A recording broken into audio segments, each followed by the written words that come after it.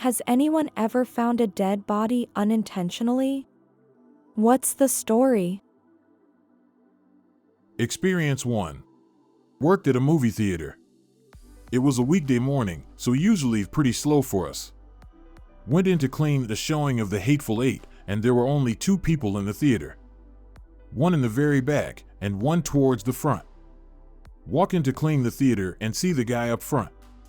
Figure he was sleeping, happens sometimes. Say a couple of things to see if he'll wake up. He does not. Get spooked and call my manager. The manager shook him a couple of times, realized something was wrong, and called the police. The dude was dead. Experience 2. A popular forest in my region, me and a few friends cut through it while walking home after school. One of them screams, followed by another scream, followed by my frozen shock. Poor dude hung himself, the flies, and the noises they made still itch my brain. Experience 3. Leaving my house for a quick errand, briefly noticed an elderly lady parked on the side of the road.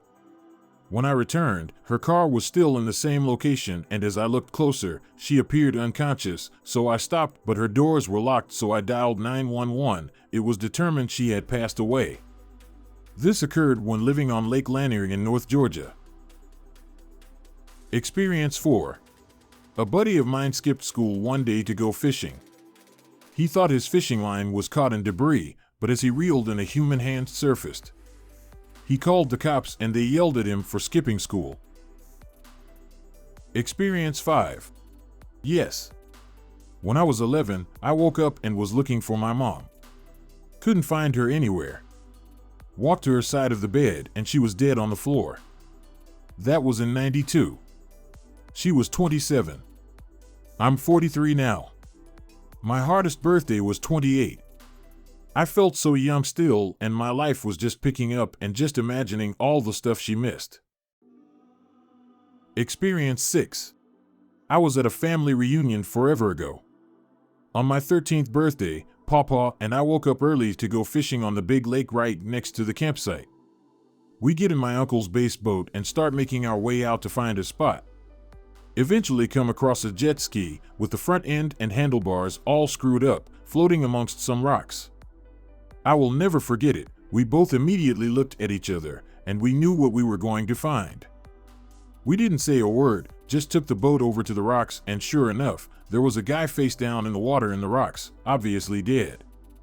We called the cops and waited so they could find him easier. They showed up maybe 20 minutes later and pulled him out. The whole front of his head was just messed up. Apparently, he was drunk and riding his jet ski fast as hell the night before and smashed into the rocks head on. Poor dude, think he was in his 40s if I remember right. We fished all morning and didn't say a freaking thing. Didn't catch anything either, LMAO. Experience 7. There's a creek in my city, and suitcases were thrown back there. Someone opened one, it was armed. They had been sawn off. There were more suitcases, more body parts. A whole person had been dismembered with a meat saw, stuffed in suitcases, and then thrown back there. Someone in the apartments nearby overdosed on heroin. Her boyfriend panicked when she overdosed. He used to be a butcher, so he chopped her up and disposed of her. He got caught because the store near the apartment had excellent cameras, and the owner reported a strange purchase right before the news dropped of the body being found. The boy bought 8 gallons of bleach, and that's ultimately how he got caught. Experience 8. When I was 14, my father had a heart attack at home. The paramedics could not help anymore. He died that Thursday at about 6 or 7 p.m. When the paramedics had left, I entered my parents' bedroom. I guess I wanted to get some stuff from there. I saw my father's corpse lying on his bed covered with a blanket. That day, I lost my dad, saw him dead, and found out that PMs left the corpse where it died. And I learned what dead silence means and feels like. Experience 9. I drove past an elderly lady sitting on her walker at the side of the road. Half an hour later, driving back again, she was still there in the middle of winter. Pulled over and went to check on her, just as she took her last breath. Someone else stopped and we did CPR until paramedics arrived, so I guess technically she wasn't a dead body until they pronounced her in the back of the ambulance.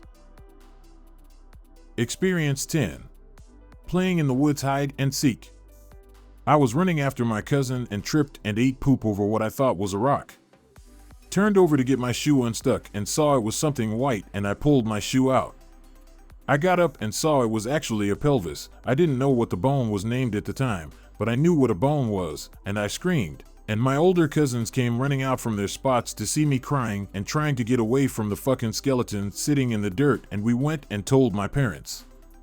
We were pretty deep in the woods, so one of us stayed nearby it and another one of us waited about 50 feet away where we could still see each other, and basically made a trail of human breadcrumbs to make sure we got back to the body to show the cops. Experience 11. My youngest sister would babysit for the woman at the end of our block.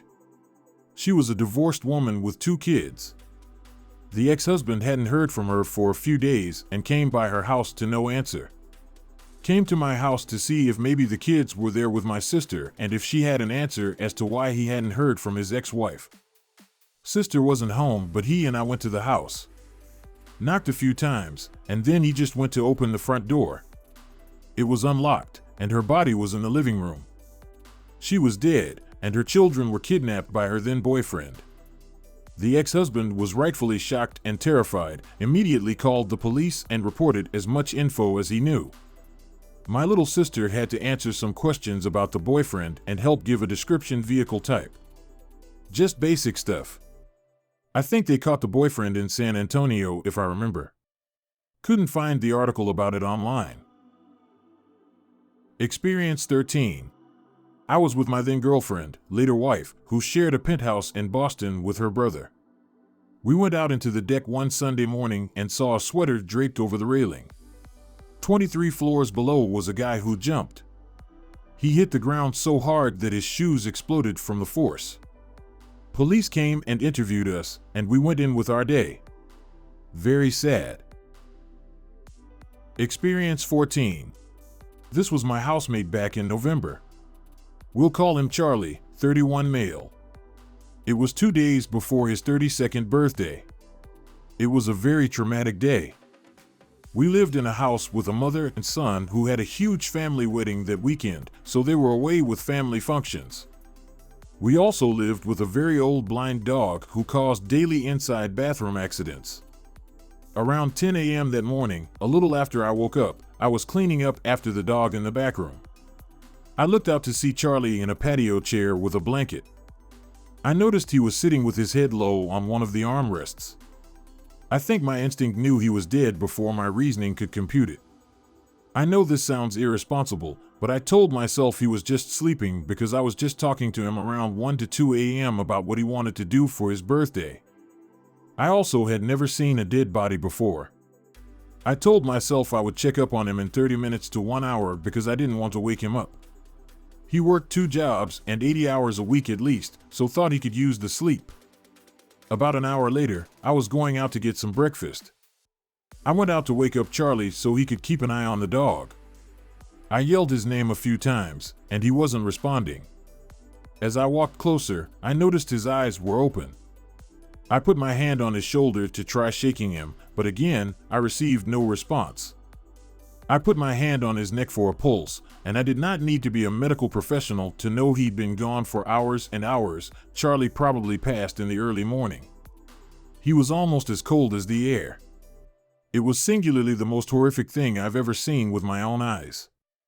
I remember running inside and staring at him without blinking through the back door in terror and nausea for 2 to 3 minutes.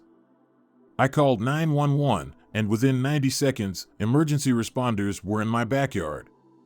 A friend from the neighborhood came over to help me wrangle what seemed like 18 police officers, firefighters, EMTs, and medical examiners. The autopsy came back with a cause of 100% fentanyl. I knew he was an addict, but had no idea he was using fentanyl. I believe I am also the last person to see him alive and speak to him face to face. It was hard to eat for about a good 2 to 3 weeks after that. Experience 15. One day my mom called and said my 89-year-old granddad wasn't answering his phone. I lived closest, and could I check on him? I did. He'd passed away the night before. He was in his easy chair with the phone in his hand where my dad had talked with him the night before. Not a bad way to go, but I was hoping and wishing he might have been outside gardening. Not really a surprise, but still a shock. He was the best. Experience 16. I drove my daughter up a side road on the outskirts of town to take her to her part-time job. The weather was sunny and clear. Dropped her off, and not 2 minutes later going back home, all traffic was now stopped. There were only 3 cars stopped in front of me, and I could clearly see a handsome blonde boy in his early 20s lying across the road next to his motorcycle lying on the ground. He was just eerily still, and you could tell he wasn't waking up. I didn't see a helmet.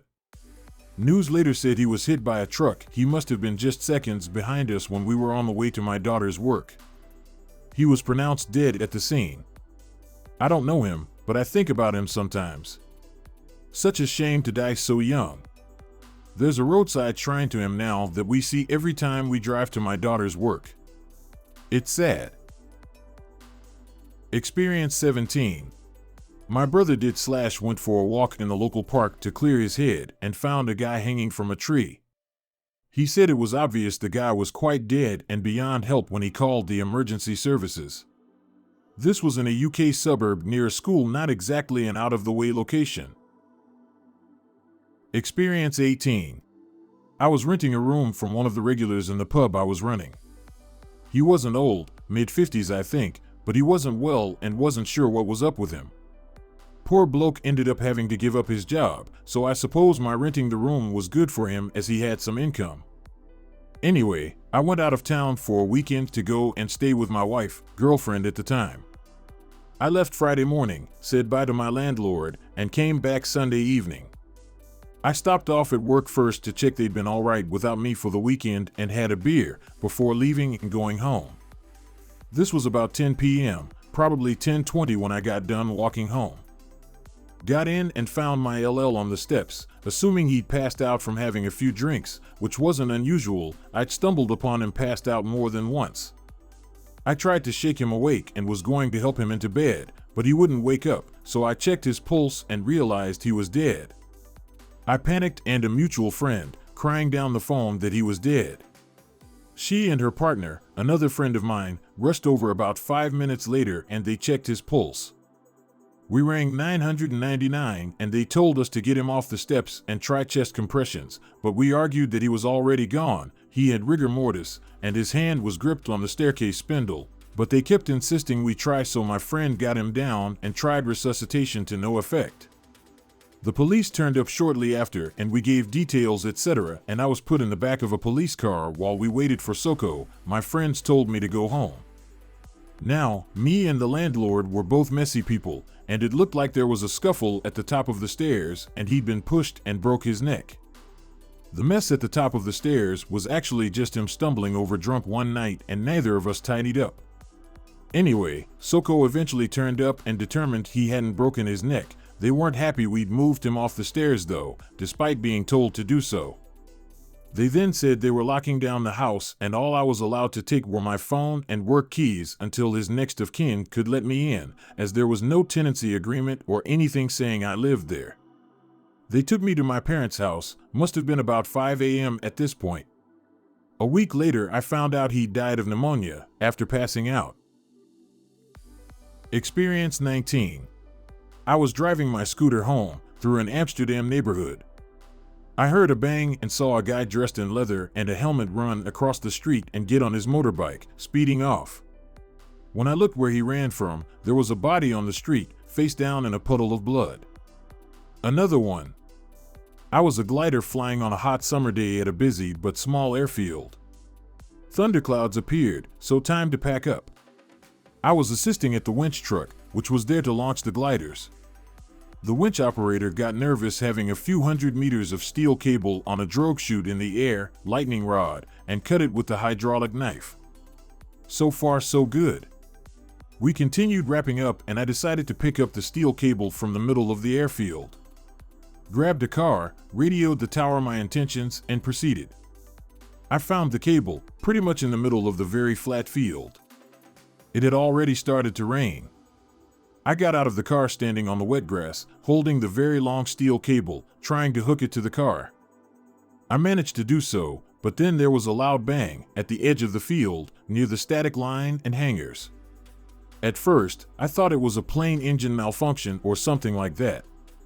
I saw people rushing toward a smoking mass. I still thought it was an engine. I drove towards it, thinking I could help. While I got closer, I noticed it smelled weird. Hair at the back of my neck raised, but still not realizing, I got closer. I saw a single jump boot on the ground, ripped to shreds. I looked over at the other people there and realized they were performing CPR on the smoking mass. A para jumper got hit by lightning. Instant crispy death. Then I realized where I was the moment it happened and how lightning apparently does not always choose the shortest distance to the ground. I chose to stay inside for quite a while during subsequent thunderstorms. I will refrain from sharing the war stories from former Yugoslavia. Experience 20. This just happened 3 days ago. Me and my friends were on vacation in Germany. We went to a really big castle on a hill, surrounded by a wall. Behind the wall, everything was 50 meters lower. We were walking around the castle when a friend of mine stopped and asked me if I could come to take a look because he saw something odd. We looked down and we saw the body of a woman. At first, I thought she was just unwell or sleeping maybe, but looking better you could see her hips were placed weirdly and her neck as well. After a while, it was clear the person had passed away. Since it was 50 meters below us, we couldn't reach her.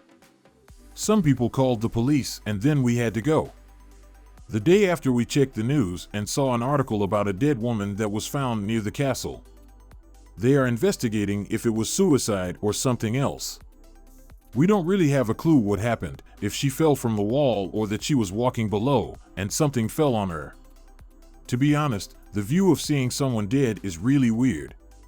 Some of my friends were really disturbed by it, which I understand. The rest of the day was not so much fun.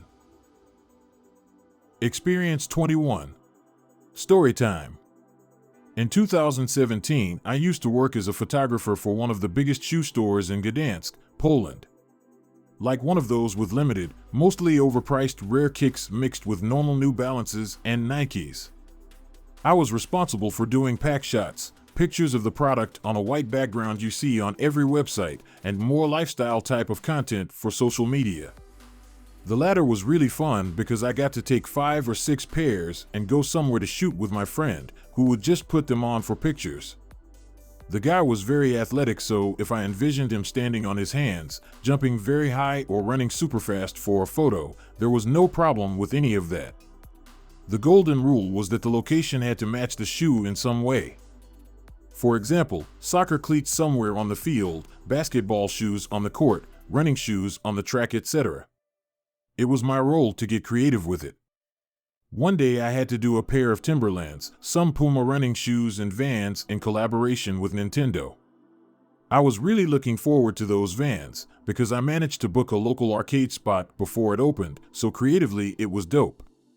We shot quick pictures of running shoes on the local track and decided to take Tims to a nearby forest where we knew there were some old, post-war bunkers. It was winter, so gray concrete, some snow and trees seemed like a perfect spot for mustard-colored shoes to pop up. And it was in the theme since in Poland 6.6-inch Tims are more of a winter shoe than work boots. So, my friend put the shoes on and went to a spot near the entrance to the bunker where I told him to stand and froze. He turned around and said, "Come here and tell me that I'm not seeing what I'm seeing." So, there I went thinking he found some money or a phone or something. Nope, there was a body like 2-3 steps inside the hallway. Completely covered with some rugs and cardboard except for the freaking creepiest, now engraved in my memory paper white face, with open eyes and open mouth looking right at us. He was lying on his side and his head was turned up towards us, which made it even creepier. We just stood there for like 20 seconds not moving, not breathing, in complete silence. Like we were waiting for him to say something, or I don't know, stand up. It was clear that the guy was dead, but we yelled hey a few times because we couldn't believe what was happening. The fact that this guy was near the entrance and there was this whole, huge, dark freaking hallway with a bunker room behind it started to create weird scenarios in our heads straight from zombie/Friday 13th movies. We went back to the car and called the police. The patrol car came in like 2 minutes. We pointed 2 cops where to go since we really didn't want to go there again. Turned out it was a homeless guy who got very drunk and went to sleep right after downing a whole bottle of vodka. Froze to death. Cops said they knew him. He was about 60, in and out of prison. It took them like 2 hours to take our statements. I remember one of them not believing that taking pictures of shoes could actually be a profession, so I had to show him what pictures we'd taken already that day. The next day there was like a brief mention in one of those local newspapers saying that the police were looking for any relatives of a guy. Oh, and we didn't go to the arcade to take those pictures. Went to a bar and got drunk instead. On a funny, shorter note. In 2022 my car was stolen, and I had to go to a police station to report it.